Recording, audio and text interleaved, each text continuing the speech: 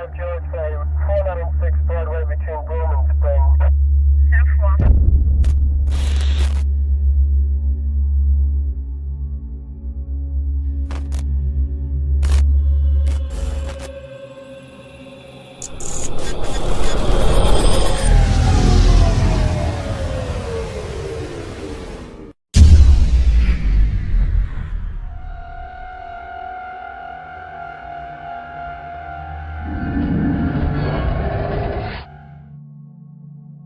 One way to get at America, and an easy way, quite frankly, is through an EMP attack, an electromagnetic pulse attack.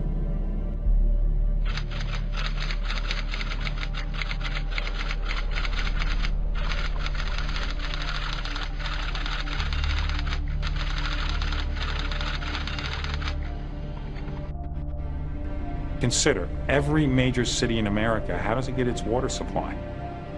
Consider that every major city in America, its average food supply on hand is 21 to 28 days. Consider, where do we get our medication? Consider what happens in nursing homes and hospitals. What happens to our transportation grid? Anything driven that, well, most of them have computers in them, they're all gone.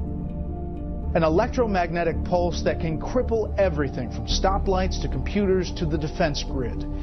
An electromagnetic pulse attack, also known as an EMP, could be devastating. It could easily damage the country's critical infrastructure, especially the electrical grid.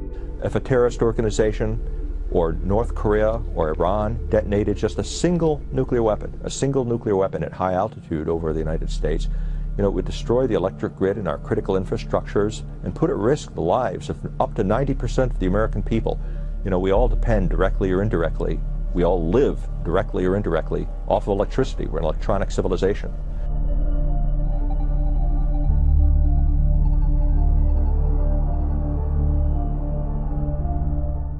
Let me repeat that, 90% of all Americans will die within 12 to 18 months after an EMP event. This study was done in 2008. Has anything been done since? No. If it sounds far-fetched, consider that last July, a steamer owned by Iran's ally, North Korea, was found in Panama hiding nuclear-capable SA-2 missiles under 10,000 tons of sugar. Experts believe Russia has given EMP technology to North Korea. In our highly connected, just-in-time, efficient technological civilization, to cause chaos that could cause tens of millions of Americans to die before it's sorted out. Tens of millions? Tens of millions, because if you have no electric power for 6 months to a year, you have no food delivery, you have no gasoline, you have no water. You think about that, it's pretty bad. Well, that's a horrifying possibility. How are we protecting against that happening? We're not.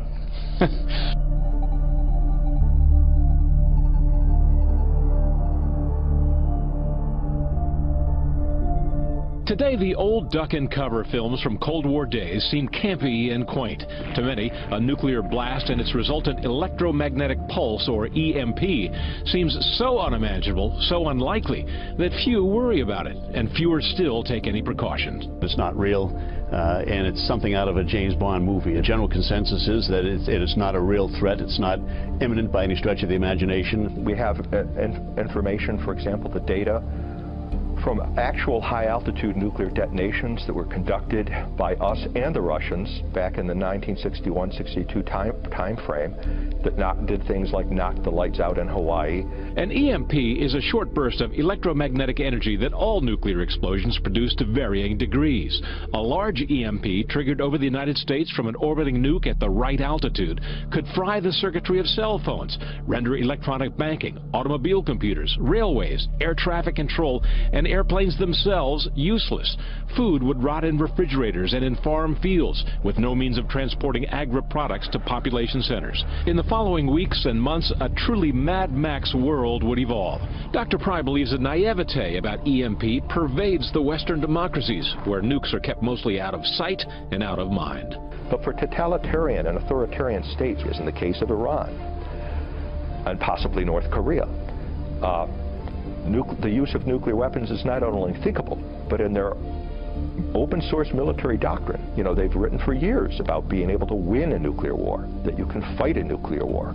Adding to EMP worries, North Korea's recent successful test of a solid-fueled ballistic missile. The solid fuel needs less preparation, meaning less warning time for those targeted.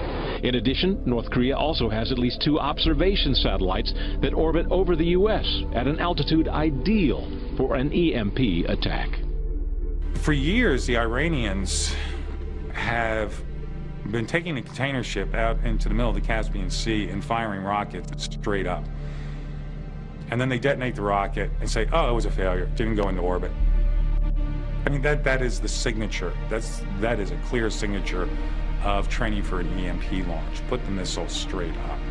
But now Iran and North Korea have a new deal to team up on science and technology, and that's raising serious concerns. Now, Iranian media reports that Iran and North Korea have signed a new deal, and it came with a tweak to the West. Iran's supreme leader quoted as saying the two countries have common enemies since the arrogant powers cannot bear independent governments. The Iranians say they'll work with North Korea on scientific and technological projects. Iran has consistently denied that it's pursuing nuclear weapons, but recent reports say there's another indication that a weaponization program is moving ahead. The reemergence of a mysterious scientist named Mohsen Fakhrizadeh. The Wall Street Journal, which first reported this story, says he's Iran's version of Robert Oppenheimer, the physicist who headed America's push for a nuclear bomb in the 1940s. Experts say Fakhrizadeh drew into the shadows after some of his funding was cut a few years ago. But according to an IAEA report, he now runs a facility north of Tehran, engaging in activities that, quote, would be highly relevant to a nuclear weapon program. There are no photos of Fakhrizadeh readily available. If someone exploded a high-altitude nuclear weapon over the United States, the electromagnetic pulse would affect all the electronics within line of sight of that burst. Were the blast to occur high enough, the entire continental United States would be left with no electric power or the things that depend on electric power.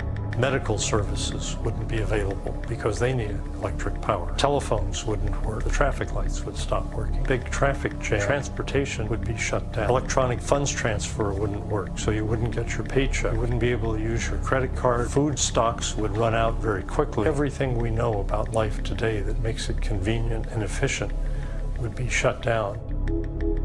The day after an EMP attack, the configuration of the country would be more like that around 1800.